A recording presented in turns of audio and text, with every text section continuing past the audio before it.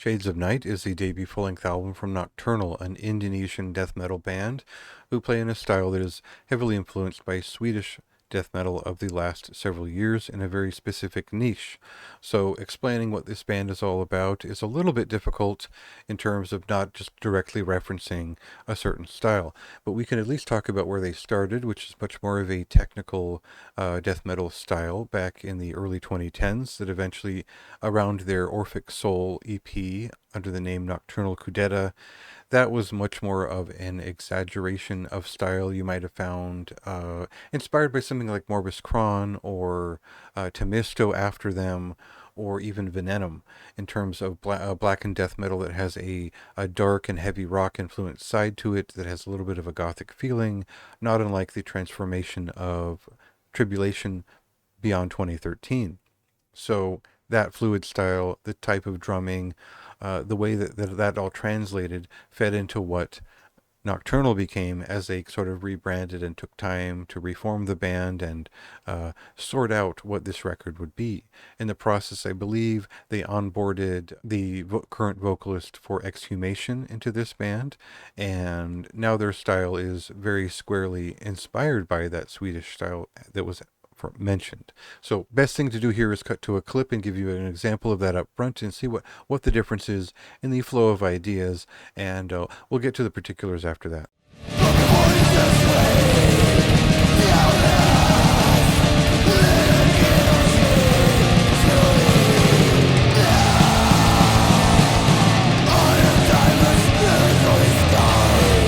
So as a longtime fan of bands like Morbus Chron and Tribulation, as aforementioned, it will be hard not to hear that hand in the rhythms of this record. This might be a little bit more melodramatic. It might strike for a little bit more of a blackened touch.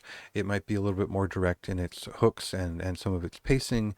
But essentially, they've expanded upon that sound in their own way and made a little bit more of a darker, aggressive side of it their own. Now, the pacing isn't always faster. The songcraft here is generally repetitive, and I think that's the only main hindrance of this record, is that they develop a compelling entrance into the piece. They've got a couple of verses under their belt, and just a couple of minutes into each song, they find a way to change the direction of the piece and then sort of play things out.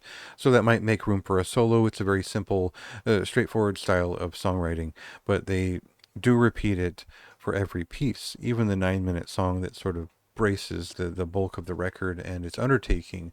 And so what really sells this record are those catchier pieces, those standout moments, those interesting textures, and the feeling of the record is what sells it. And I think that's what I was most excited about when going through it, even though I realized the songcraft is not all that sophisticated in the sense that they are repeating the same structure with different parts in most every case. And that wasn't a huge deal because I was just kind of into it.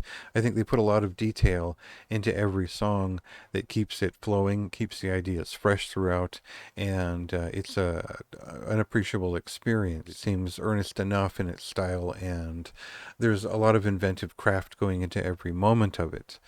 I think that the one thing that this album did wrong is that it puts that cover at the end. Now, it reinforces the style that they're going for and what's influenced it in some respects, but it doesn't quite capture the feeling of the opener of that Sam Gopal record that they're pulling it from, and it doesn't necessarily it doesn't make it as meaningful of a statement as another original piece might have. I think this record needed one more song that helped pull everything together, and instead it kind of plays out on a pretty substantial cover song. Maybe that's as much as the debut needed to do to introduce the band and get them started.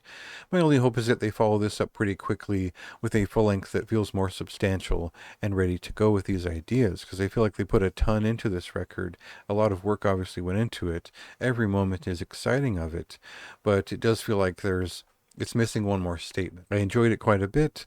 I thought everything was buttoned up and solid across the board. I did have some gripes with it, but this is a record that I'll return to and enjoy just by virtue of the style that it is pushing here. So see if that lines up with your taste. This released back on May 3rd, and check it out for yourself and read my review to see if your thoughts line up with mine.